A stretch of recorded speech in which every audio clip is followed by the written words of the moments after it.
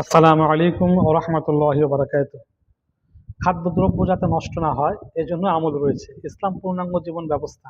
সবকিছু ইসলামে রয়েছে। খাদ্যদ্রব্য যাতে নষ্ট না হয়, যদি আশঙ্কা হয় খাদ্যদ্রব্য নষ্ট হয়ে যেতে পারে, তরকারি ভাত নষ্ট হয়ে যেতে পারে, বাসি হয়ে যেতে পারে, তাহলে একটি আমল রয়েছে যে কোরআনে কারিমের এই আয়াতটি, ফানজুর ইলা তুআমিকা ওয়া শারাবিকা লাম ইয়াতাসান্নাহ, এই আয়াত আবারও পাঠ করছি। ফানজুর ইলা তুআমিকা ওয়া শারাবিকা লাম ইয়াতাসান্নাহ, এই আয়াতটা তিনবার পাঠ করে বিসমিল্লাহ সহ তিনবার পাঠ করে এই মানে ফু দিয়ে রাখবে, খাবারে ফু দিয়ে রেখে দিবে, ঢেকে রেখে দিবে বর্তনের মুখটা দিয়ে। আবার যখন খুলবে এই আয়াতটা একবার পাঠ করে খুলবে, ফানজুর ইলা তুআমিকা ওয়া শারাবিকা লাম ইয়াতাসান্নাহ।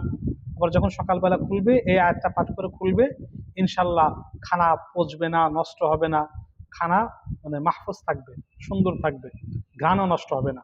তাহলে খাদ্য দ্রব্য নষ্ট না হওয়ার একটা আমল, কোরআনের এই আয়াত তিনবার বর্তনের ঢাকার সময় এই আয়াতগুলো আমরা যখন পরে তিনবার ফু দিয়ে ঢাকনা দিয়ে ঢেকে রেখে দেবো।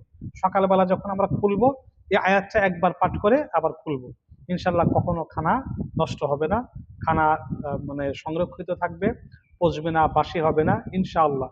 ওলামায়ে কেরাম হাফেজ সাহেবরা এই আমলটা বেশি করে থাকে। আশা করি ইনশাল্লাহ এই আমল দ্বারা সাধারণ মানুষও উপকার লাভ করতে পারবেন। আমিন।